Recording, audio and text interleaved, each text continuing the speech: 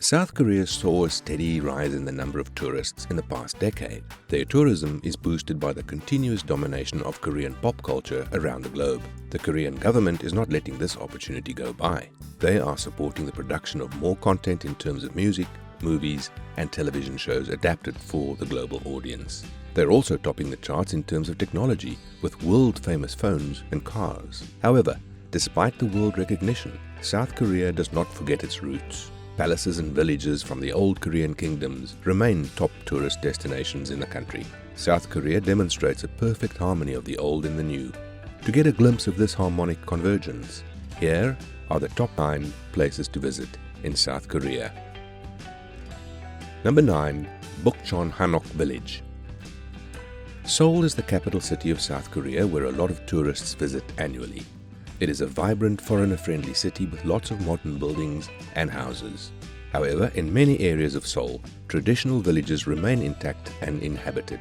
One of them is the Bukchon Hanok village. The value they place on their historical past is evident in areas like this one.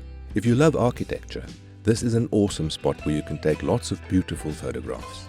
They are as aesthetically pleasing as they are historical. Hanok is the traditional Korean house, and since Seoul has become a modern city, you can take pictures of these traditional houses against the backdrop of modern cities in certain angles. People still live in these houses, so just be respectful of their privacy when coming here. Number 8. Hongdae. Still in Seoul, Hongdae is a neighborhood near Hanok University. In fact, it is where the neighborhood got its name. Hongdae is short for Hanok Daehakyo. Since it's a place near a university, this area is a party hotspot, not just for local college students but also for foreigners. Every street in Hongdae is vibrant and has a screaming positive energy. You can easily spend 5 hours strolling around without noticing that much time has passed by. You don't have to check the Google Maps here, just let the neon signs guide you. You can watch street performances. There are tons of them in Hongdae, from dance groups to singing buskers and even pantomimers. The plus point is, you get to see them all for free. You can walk the streets with a beer in hand while you take in all the goodness of the city. Koreans are so open when it comes to drinking.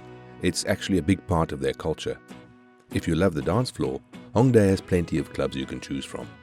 You can also check out chill music pubs if you're not the type to hit the dance floor. If it's shopping that you like, Hongdae won't disappoint either, with its dozens of stalls selling clothes, jewelry, skincare, and souvenirs. Number 7. Pyeongchang. If you finally get tired of all the partying in the city, or you really just want some peace of nature, you can visit Pyeongchang. A city located in the Taebaek Mountains, Pyeongchang is a must-visit for hikers. In the winter, Odaesan National Park has the best trails to the snow-clad mountain peaks. This place has lots of ski resorts that tourists go to for snow skiing and snowboarding. In 2018, the prestigious Winter Olympics was held here. If you want to know more about Buddhism, Pyeongchang has plenty of Buddhist shrines you can check out. If you're down for it, you can even stay a few days in Buddhist temples for a reset from the outside world or a tranquil spiritual experience. Number 6. Naksan Park. If you want to exercise just a bit but not on a full-on exhausting hike, put on your sneakers and head up to Naksan Park.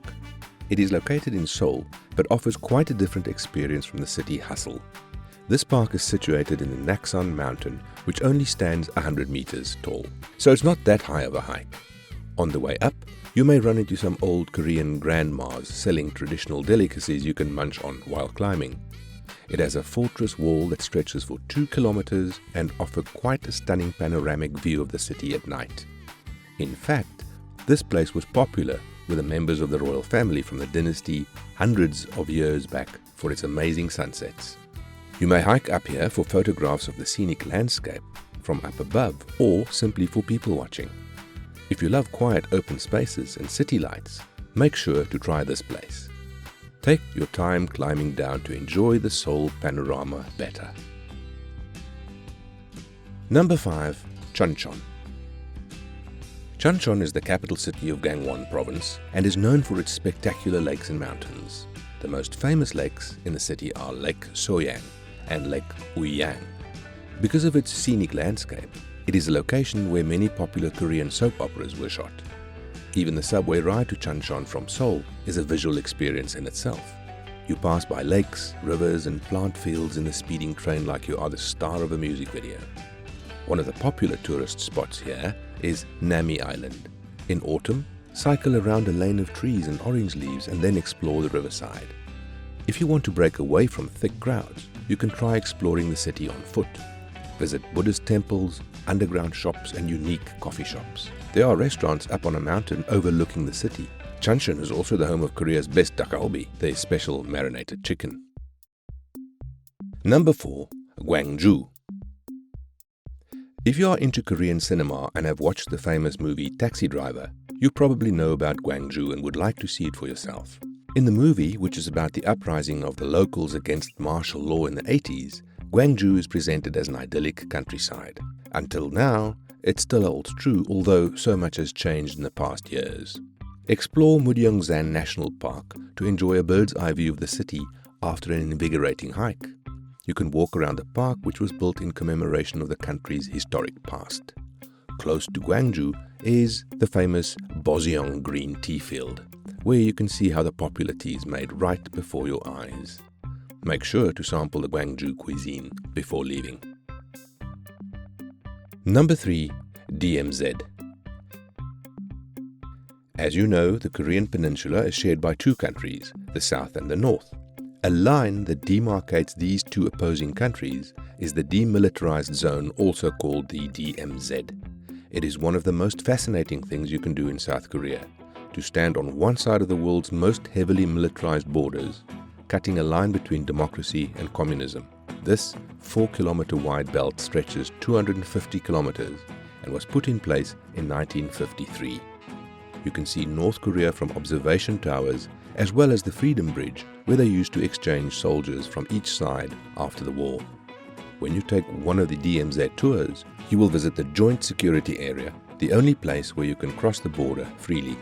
It is where the two countries meet peacefully for talks and negotiations. It is also where South Korean and North Korean soldiers stand face to face with each other.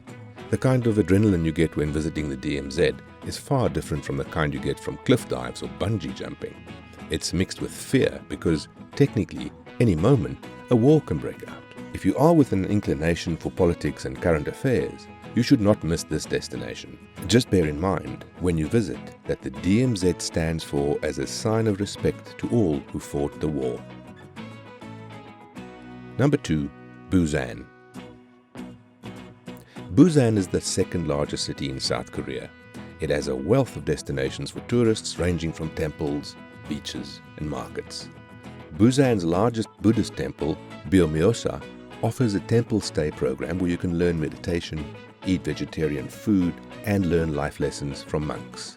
If you are staying in Busan for at least a night, consider watching the sunrise at Haedong Yonggungsa, a temple by the sea which offers the best view of the daybreak.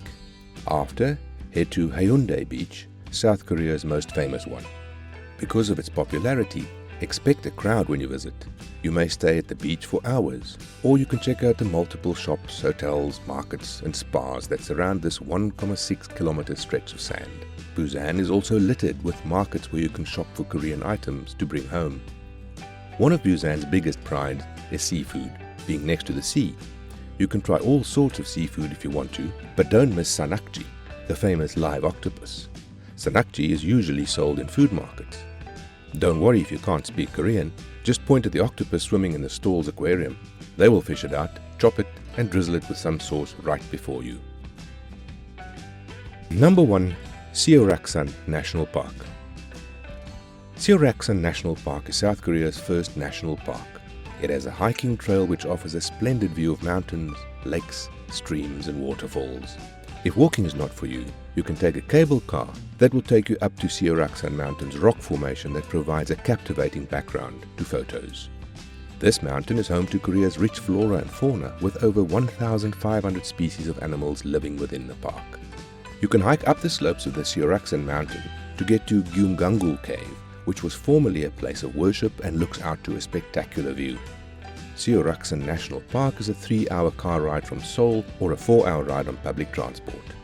South Korea is a splendid travel destination for people who love exploring culture and history against the backdrop of the modern times. This country proves that moving forward does not mean forgetting the past. In fact, South Korea's history is imprinted in every part of the country. With its fast-paced cities, historical sites, comfortable public transport, and a one-of-a-kind cuisine, you can definitely spend days to weeks without a single dull moment in South Korea.